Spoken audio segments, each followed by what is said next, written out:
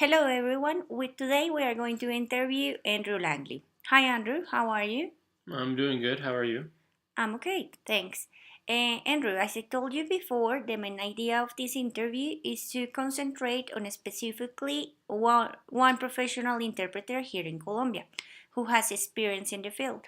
This way, you will be able to clarify initial doubts that we have regarding the duties of an interpreter, okay? hmm We want to know what benefits you receive from your work and what are the challenges that you endure on a daily basis, okay? Okay, sure. So, first questions that we have for you is what are the difficulties between the languages that you are interpreting?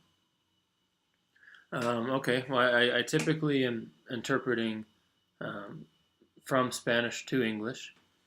So I would say the main differences are come about with words that sound similar, but they have completely different meanings. What we call false friends or something similar to that.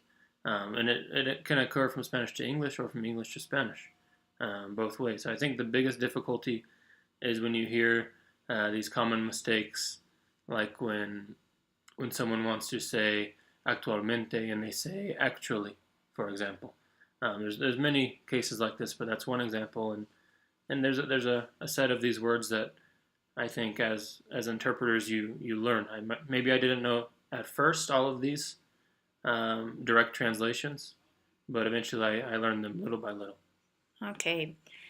How do those differences differ from those of other language combinations? Well, I think in general, if you're looking at English and Spanish or Spanish to English, if you're looking at language combinations, it's one of the easier ones out there that exist. If I were to translate Mandarin in English, it would be much more difficult because there's obviously less in common with those languages. Um, so I think in general, um, English and Spanish are two languages that are pretty easy to interpret once you have some experience under your belt. Okay. How do you overcome the difficulties in translating or interpreting the two languages? I think most of the difficulties arose when I was starting, definitely. I thought I had a good grasp of Spanish when I started working as an interpreter here in Colombia to continue my work as an interpreter that I had done previously, and I definitely found some difficulties in some of the local phrases, the local dialect that I had not experienced in my previous work. Um, so I think overcoming those difficulties happened just from me uh, being able to practice, and like anything else, you get better the more you do something. Okay. Does the location, like for example here in Colombia, affect your ability to be an effective interpreter? I don't think the location in terms of which country you're in should affect anything in my experience. Maybe if you go more exact, you would find that depending on where you are, it can be a difficult situation. If you're in a noisy environment, obviously it will be more difficult uh, to provide an accurate interpretation. If I'm doing uh, interpretations over the phone, uh, sometimes there's a poor connection, or someone is talking far away from the phone, or talking in a quiet voice, and it's hard for me to understand, and therefore it's hard for me to produce an accurate interpretation of what they're saying. Okay. What's your ideal environment to work in? My ideal environment. I would say my ideal environment would be one that is very clear with their expectations of me, um, because I have worked in environments in the past where you are promised a certain amount of work, or maybe the working conditions in general are not up to what you were told when starting the job. So I think that's one of the most important things is starting as a translator or an interpreter can be really difficult. The kind of work that you have to start as, it's not glamorous. Um, so I think it's really just your work conditions that you get into. Okay. How has your personal background influenced how you view other languages? My personal background.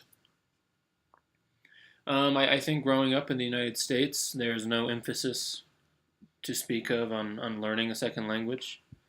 It's not seen as being a real positive. I think the general opinion is if you speak good English, then you'll be able to do fine because why would you need to know any other language? So I think from that personal background, um, I kind of had to buck the trend, so to speak, and because I was always interested personally in languages, unlike many of my fellow students in the U.S. So I think based on my personal background, it's a surprising role for a lot of my friends and family, but it's one that I enjoy a lot. Okay. And do you think that the differences in interpreters' backgrounds influence their accuracy of interpretations? Um, Interpreters' backgrounds. I think if if you're maybe referring to the amount of education that an interpreter has or the amount of experience, sure.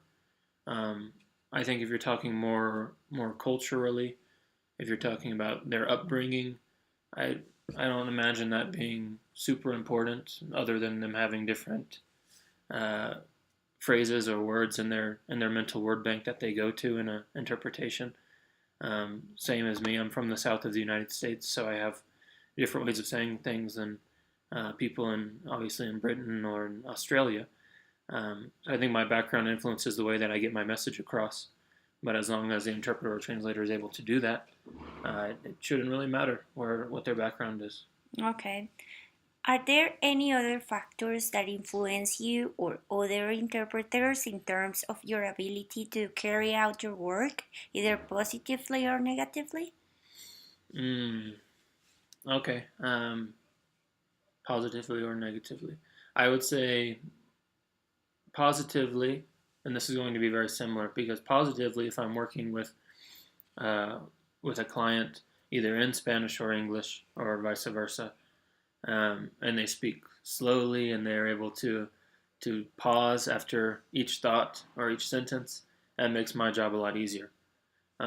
Usually, if someone has not worked with an interpreter in the past, they tend to speak very quickly and they expect you to gather the entire thought um, without stopping. It can be maybe 30 seconds of speech at a time, and that's very difficult to to translate that entire thought. I end up a lot of times summarizing their ideas and trying to pick out the most important points. So I would say positively if they're able to pause sufficiently and give me time to do my interpretation, the translation between languages, and negatively if they don't give me time to do so, I might have to ask them to repeat themselves or to break up their thoughts more clearly to help me.